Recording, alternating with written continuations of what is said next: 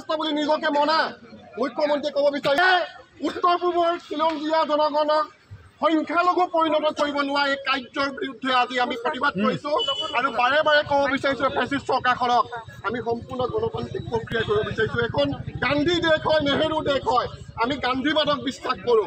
আমি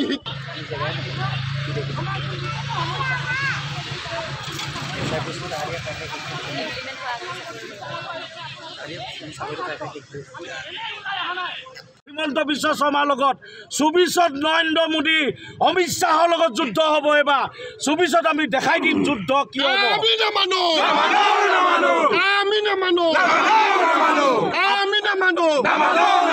BJP go back. BJP go back.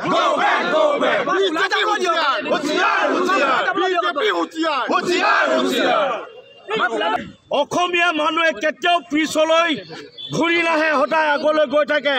আমি হিমন্ত বিশ্ব শৰ্মাক ক'ব বিচাৰিছোঁ এই প্ৰতিবাদস্থলীৰ পৰা আপুনি যদি দম্ভালি মাৰি অসমীয়া জাতিটোক আপুনি উফৰাব বিচাৰিছে, দিল্লীত আঁঠু লৈ আপুনি যদি ভোট ভিক্ষা কৰিব বিচাৰিছে, কিন্তু হিমন্ত বিশ্ব শৰ্মা আমি ক'বলৈ বিচাৰিছোঁ ২৪ত দেখাই দিয়া হ'ব, ২৬তো দেখাই দিয়া হ'ব।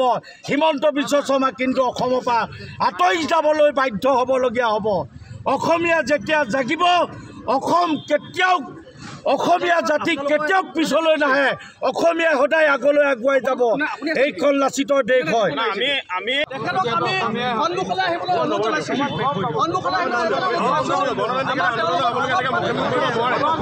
গণতান্ত্ৰিক আন্দোলন এনেকৈ মুখমুখি কৰিব নোৱাৰে। অলপ যাবলৈ দিয়ক। আমি গণতান্ত্ৰিকভাৱে প্ৰতিবাদ কৰিছোঁ, জাতিৰ স্বাৰ্থত প্ৰতিবাদ কৰিছোঁ।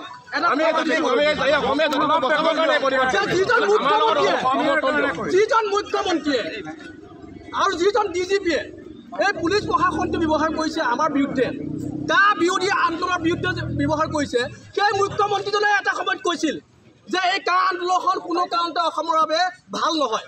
সেই মুখ্যমন্ত্ৰীজনে কৈছিল যে ২০ বছৰৰ কাৰণে আমি অলৰেডি বুজা ল'লোঁ আৰু আমি বুজা ল'ব নোৱাৰোঁ। যদি নৰেন্দ্ৰ মোদীয়ে ল'ব বিচাৰিছে তেখেতৰ গুজৰাটত লৈ থাকক। আৰু কেইজন মুখ্যমন্ত্ৰীয়ে আজি যেতিয়া বিজেপিৰ মুখ্যমন্ত্ৰী হ'লি, বিজেপি লৈ গ'ল, তেতিয়া এই কাৰণখন তেওঁৰ কাৰণে ভাল হৈ থাকিল। গতিকে কেইজন মানুহৰ পক্ষত আপোনালোকে থকাটো আমাৰ কাৰণে অত্যন্ত দুৰ্ভাগ্যজনক কথা।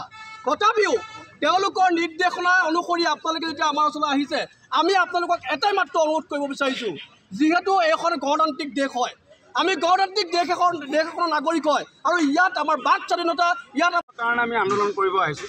গতিকে অসমীয়া হিচাপে আপোনালোকে আমাক অকণমান সুযোগ দিয়ক। অন্ততঃ য'ত গ'লে আমাৰ প্ৰব্লেম নাই, আপোনালোক প্ৰশাসন থাকক, আমাৰ আপত্তি নাই। আমি আপোনালোকক প্ৰচেছন কৰিব আমি কোৱা নাই, আমি গণতান্ত্ৰিকভাৱে আন্দোলন কৰিম। অন্ততঃ আমাক অকণমান আগুৱাই যাব সুযোগ দিয়ক। অনুৰোধ কৰিছোঁ, অকণমান আইন প্ৰশাসনক আমি শ্ৰদ্ধা কৰিছোঁ। আপুনিও জানে, ময়ো জানো, মনে মানে আপুনি জাতিক ভাল পায়। আপোনালোকে জানে যে বৰ্তমানৰ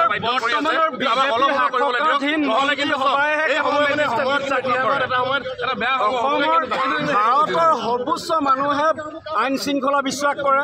যদি আইন শৃংখলা হিমন্ত বিশ্ব শৰ্মাই বিশ্বাস কৰিলেহেঁতেন, আজি আইনৰ আওতাত থকাৰ পাছতো নহয়। আজি আমি কৈছোঁ যে অনশন নহয়, ধৰ্মঘট নহয়, ৰাজপথত ওলাব লাগিব। কা আন্দোলনৰ নামত নাটকবাজি কৰিলে অসমৰ জনগণে বিশ্বাস নকৰে। আৰু অসমৰ জনগণক আমি আহ্বান জনাইছোঁ, আমাক বিশ্বাস কৰক। আমি সঁচাকৈ প্ৰকৃতাৰ্থত কা বিৰোধ কৰিছোঁ, আৰু কা আহিলে গোটেই বেংগলী মানুহে অসমৰ মাটি বাৰী দখল কৰিব। স্পষ্ট কথাবিলাক আৰু আমি এখন সংগ্ৰামত অৱতীৰ্ণ হৈছোঁ। এই সংগ্ৰামখনত অসমৰ জনগণে এই অনশন ধৰ্মঘটে কা বাতিল কৰিব নোৱাৰে। ৰাজপথৰ আন্দোলন হ'ব। আজি আমাক এৰিছে, আমিতো কৈছিলোঁ আমাক দিল্লীলৈ দিব, আমিতো দিল্লীলৈ দিবলৈ কৈছিলোঁ। এইবিলাকৰ কি আৰু ভয়াতুৰ চৰকাৰৰ দিনত ভয়াতুৰ কামেই কৰিব, দিল্লীলৈ দিয়ক আৰু কি কথা আছে, হয়নে? মহিলা লৈ পিনে আৰু আজি এটা খুব বেয়া কাম কৰিছে অসম চৰকাৰে। আমাৰ প্ৰতিবাদৰ সময়ত মহিলা পুলিচ 4গৰাকীমান আগবঢ়াই দিছে। খুব বেয়া কাম কৰিছে এইটো। ইমান পুলিচ থাকোঁতে মহিলা পুলিচ মাত্ৰ 4জনী আগবঢ়াই দিয়াৰ মানে কথাটো কি? আমাৰ ল'ৰাই যদি গাত হাত দিয়ে তেতিয়া মহিলাৰ ওপৰত হাত দিছে বুলি কেছ কৰিব। আন্দোলনৰ জোৱাৰটো কমি যাবনে নে জোৱাৰ বিল আছে নে নাথাকোঁতে কমিব পাৰে নি? ঠিক আছে হা আৰু এতিয়া আমি ঐক্যবদ্ধ সংগ্ৰাম কৰিম আৰু বিজেপিৰ বিৰুদ্ধে গাঁৱে গাঁৱে এতিয়া প্ৰতিবাদ হ'ব আৰু এতিয়া ৰাজপথ আৰু অসমৰ গাঁৱে গাঁৱে গাঁৱে ভূঞে প্ৰতিবাদ হ'ব কিন্তু আমাৰ ওপৰত বিশ্বাস ৰাখক 1.5 কোটি টকা এটা ল'লে হৌ পাৰ্টি এটাই কিন্তু আমি নাই লোৱা দেই ঠিক আছে হা